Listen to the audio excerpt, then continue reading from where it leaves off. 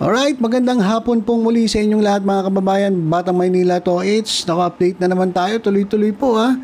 Sunod-sunod po itong breaking news mga kababayan. At itong ating breaking news na yun ay may kinalaman sa pagsampa po. Possible filing ng charges. Ano ba? Including violation of Article 151 of the Revised Penal Code for resistance and disobedience to a person in authority, along with other criminal and administrative offenses. Ngayon, sino ang kakasuhan? Vice President Sara Duterte, yung kanyang security personnel at yung kanyang staff. Ano nangyari? Dahil nga po sa insidente dyan po sa House of Representatives Detention Center at dyan po sa Veterans Memorial Medical Center. Ito po yung yung pagkakadetine kay Atty. Zulaika Lopez, itong Chief of Staff na labs sa labs ni Sara Duterte. Okay, ganito yung nangyari mga kababayan. Meron po kasing video. Ito mamaya papakita ko sa inyo yung video. Pinakita rin po ng PNP.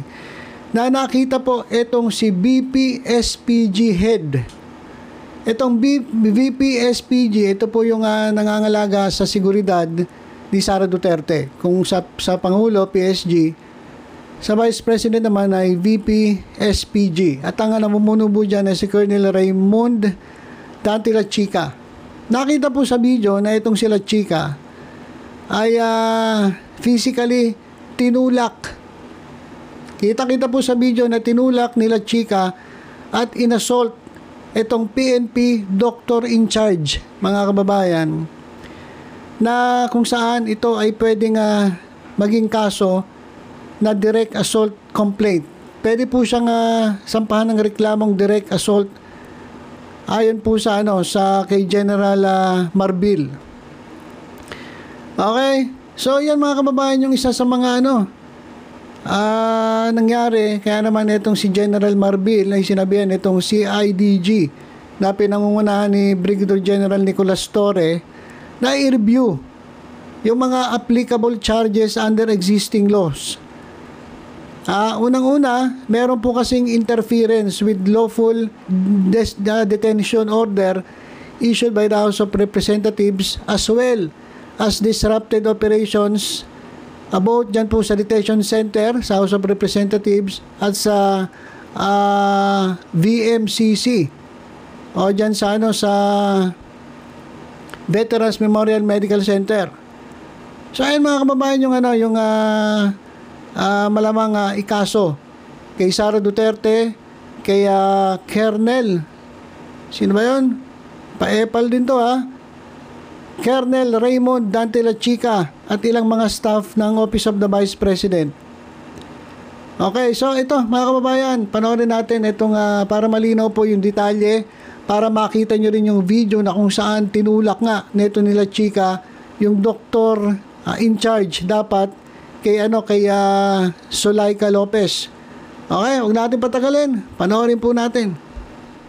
Tama po ma'am, kung matatandaan niyo po nung Sabado po ay nandun po ang PNP sa House of Representatives para po sana i-assist yung miyembro po ng Legislative Security Bureau ng Sergeant of Arms ng Congress po para i-implement po sana supposedly yung pag-transfer po ni ASEC Laika Lopez from the House of the Representatives Detention Facility. Dadalhin po sana initially doon sa Correctional Institute for Women sa Mandaluyong. However, during the supposed transfer po ay she felt ill po. That's why the House of Representatives issued another order that instead po doon sa Women's Correctional ay ilipat po siya at dalhin po sa Veterans Memorial Hospital po. However, hindi po natuloy po yon because meron pong interference. In fact, if I may share, yung video po, kumakalat naman po ito, in fact, galing po ito sa grupo nila, na yung mismong head po ng security po ni BP Sara ay tinulak yung police po natin. At hindi po ito ordinaryong police, siya po ay doktor.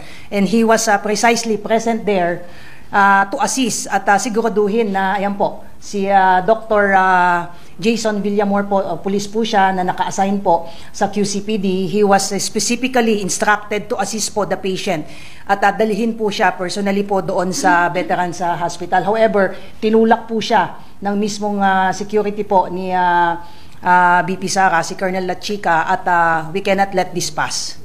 This is obviously can qualify to a case of direct assault. In fact, pwede po itong masabi na qualified direct assault because he is also a public officer. Malinaw po sa ating mga batas na kung ikaw ay public officer and you lay hands against a agents of a person's authority whose presence there is by virtue of his performance of his official duty. He was directed to assist the patient and yet he received some cursing, but he exercised self-restraint at hindi po pumatol. But you can see in the video na tinulak po siya mismo. So we will file the necessary cases against Colonel Lachica and others who interfered doon po sa implementation po ng orders ng Congress po.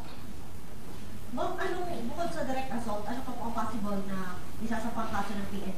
Maliban po sa direct assault, ma'am, ay we are studying the possible cases aside from direct assault is yung pong violation po ng Article 159, yun pong resistance and disobedience to a person's in authority or its agents po. So it is clear na supposedly ay dadalhin po at may written request po ang House of Representatives through the Sergeant of Arms Office sa PNP po para i-assist sila na i-implement po yung transfer from the Veterans Hospital, and yet po ay there were interference at instead of sa veterans po ay dinala po siya sa St. Luke's po. So obviously there are some resistance and disobedience po na nangyari po dyan na pinwersa po.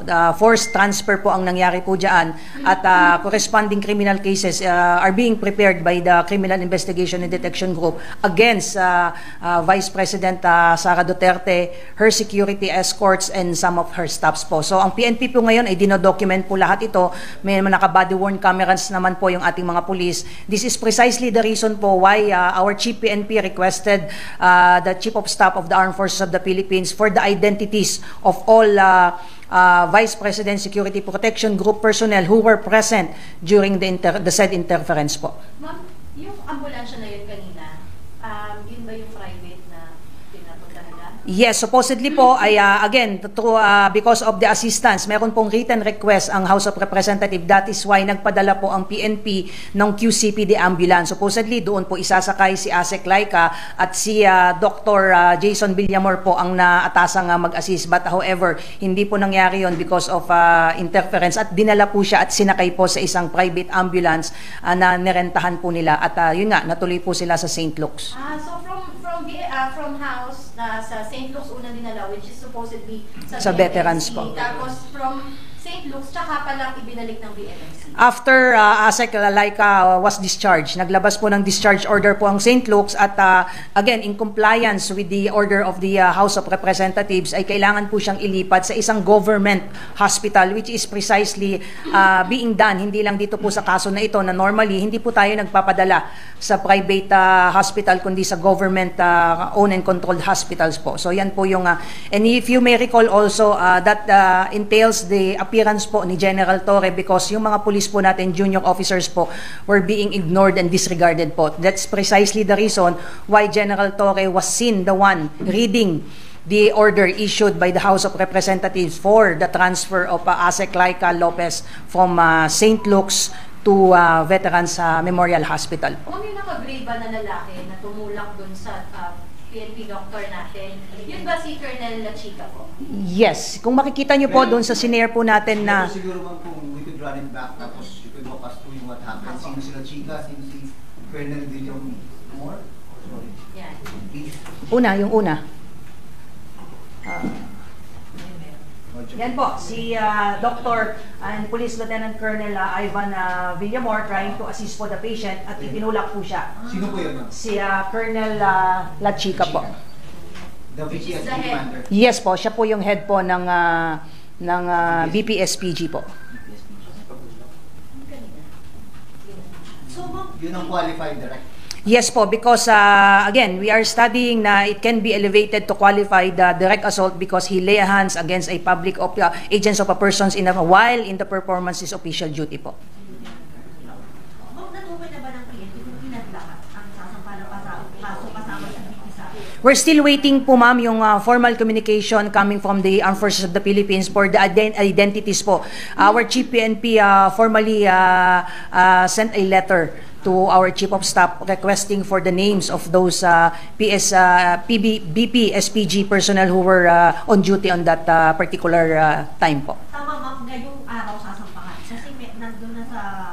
I have to check po at ongoing lang po kasi yung hearing ngayon, nandun si General Torre. I cannot confirm whether isa po yun sa isasampa o yun na po yung pagsampa po ng kaso. I understand po we're still waiting, at least on the part of the CIDG, they're still waiting for the identities of some of the security escorts who were present in this particular instance po. Ma'am, kasi yung QCPD nasa Quezon City Hall of Justice na. So, possible, same lang. I have to check po ma'am. I have to check po muna after this po just to confirm whether or not kung yung pong presence po ng QCPD personnel sa Quezon City Hall is in relation to this cases po. Ma'am, tama po ba wala nang PNP contingent dun sa member ng PPSPG? I mean, wala nang police na nagsisecure kay BP Sara. Kasi dati, di ba? If you remember ma'am, last July, we recalled 75 PNP personnel detailed po sa Vice Presidential Security Protection Group because they were downloaded po sa NCRPO and we retain at least 31. However, these 31 PNP personnel detailed under BP SPD or Vice President Security Protection Division which is under the BP SPG ay underutilized po ito. Hindi po ito nagamit. Yung naiwan po ng 31. This is again prerogative of our Vice President. That's why they were recalled since underutilized. But yesterday po I understand meron po tayong pinadala additional na 24 PNCO, non-commissioned officer and 1 PCO. So total po ng 25 to complement po yung BP SPG po. Ma'am, totoo yung 25, ito na yung magiging security ni BP at i-pull out na yung 345 from AFP? As to the pull-out po ng 300 plus AFP contingent po sa BPSPG, I think the best person to ask there is the representative from AFP. But on the part of the PNP, I can confirm that we sent 25 PNP personnel sa BPSBD which is under the BPSPG and the BPSPG is under PSC po. So yun ang kaya kong i-confirm. Now we sent yesterday po yung ating 25 PNP personnel. Ma'am, ang PNP ba may natatanggap na information na may banta sa buhay ng Vice President? Well, I also confirmed that that question po, but as on the part of the PNP po, we don't have any information with respect po sa alleged threat against the Vice President. But nonetheless, the PNP is open to collaboration and cooperation. At kung meron man po, I'm pretty sure and I'm just assuming as part of security protocols po, this should have been communicated. Any threat against the Vice President should have been communicated with the Presidential Security Command since it is the command who is responsible for the security and safety of the Vice President. So kung meron man, ay dapat na i-communicate po ito and the PSC, if there is a need for police assistance, then we will readily provide it po. Ang clarify lang, dun sa 31 na naiwan, underutilized na recall, binawi, tapos kahapon pinalitan nyo ng 25 PNP personnel, so 25 overall ang existing PNP personnel security ni BP Sara. Pinadala po yun kahapon. Yan po yung effectivity po ng 25 is kahapon. Pero last July, if you may recall, katulad ng sinabi ko, we recalled 75, we remain po yung 31, but they were underutilized. So hindi po sila ginamit. So ni-recall po sila dito sa Krami po. But yesterday po, there was a request from the Armed Forces of the Philippines for the PNP complement po under the BPSPG. That is precisely the reason why we sent 25 PNP personnel yesterday na detail po sa Vice Presidential Security Protection Division which is under the Vice President Security Protection Group po. Ano yung request ng AFP? Ba't bigla na sila bumili? That was I think triggered by the possible recall of some of the AFP personnel under detail po sa PSPG as a result of what happened po last Saturday po. So may agreement yung PNP at EFP when it comes to providing security to the VP, yung pag-pull out at pag-replace ng mga PNP personnel? This is a normal procedure, sir. This is not only limited po sa security po ng ating Vice President dahil even po sa Vice Presidential Security Command, meron po tayong dinidetail na PNP personnel doon. So kung kailangan may i-recall at kung kailangan i-add po, there's already an agreement on that aspect po. So with respect po sa case po ni Vice President po, there was a request from the Armed Forces of the Philippines to send a compliment po coming from the PSPG. Ay nagpadala po tayo kahapon ng 25 PNP personnel na who would be detailed po sa Vice Presidential Security Protection Group po. So ilan mang lahat yung PNP natin? 25 po, 25. 25, 1 na PCO and 24 PNCO po. Ma'am, yung 31 na ni-recall, kailan po yun ni-recall? Underutilized po sila, naiwan po sila noon nung pinull out po natin nung July po noon because they were downloaded. Kasama po yung 75 po na yun sa more than 400 na PSPG o yung police security personnel na pinull out ng PSPG at dinownload po sa NCRPO. So we retained the 31, however they opted not to utilize it. So sayang naman po, sumusweldo po itong mga police po na ito and they were underutilized. So ni-recall po sila dito sa Krami po and they were distributed po doon po sa mga nangangailangan po ng PSPs. But yesterday, there was a request coming from the Armed Forces of the Philippines. This is precisely the reason why we sent the 25 PNP personnel po. From which unit galing ito? PSPG po, PSPG. Yung 25 na first time naman nila ma-assign doon sa That is, I have to check po. I have the names but I have to confirm po whether they are part of the previous 31 po o iba po ito. I have to check po.